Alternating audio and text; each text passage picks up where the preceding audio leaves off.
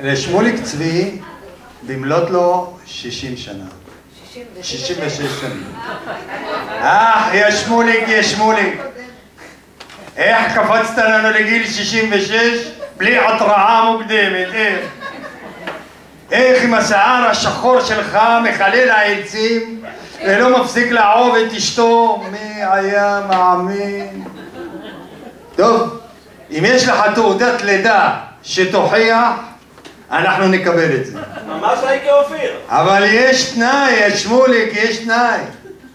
שתישאר צעיר תמיד, כי אנחנו לא נוותר על הסברס ועתות שתמשיך לקלוף תמיד, על הדרכים החדשות שאתה תמיד מחפש בטבע, על החיבור שלך לשירים ועל האנשים שעושים אותם.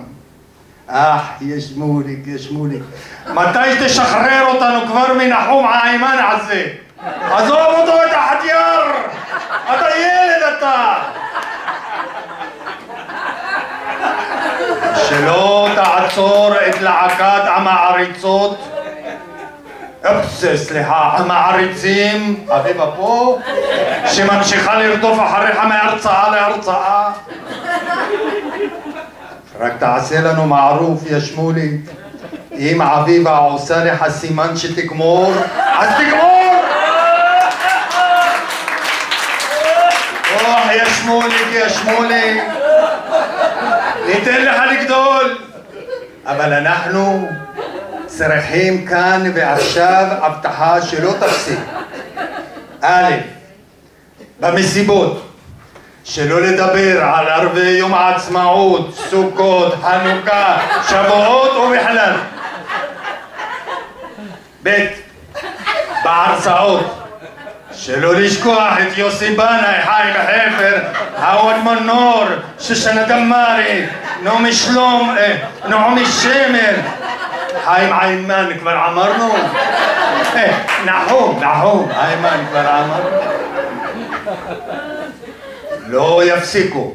ג', ארגוני השמחות לאנשים בשמחתם כשמח חתן וכלה.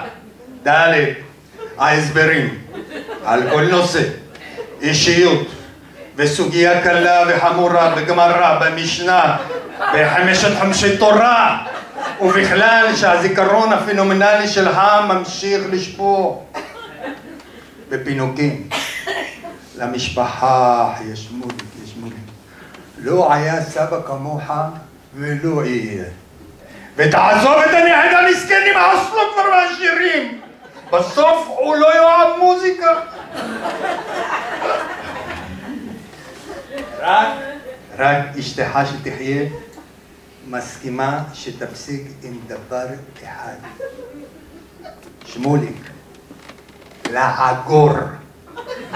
כמה אפשר? סתם הבוידם יא שמוליק.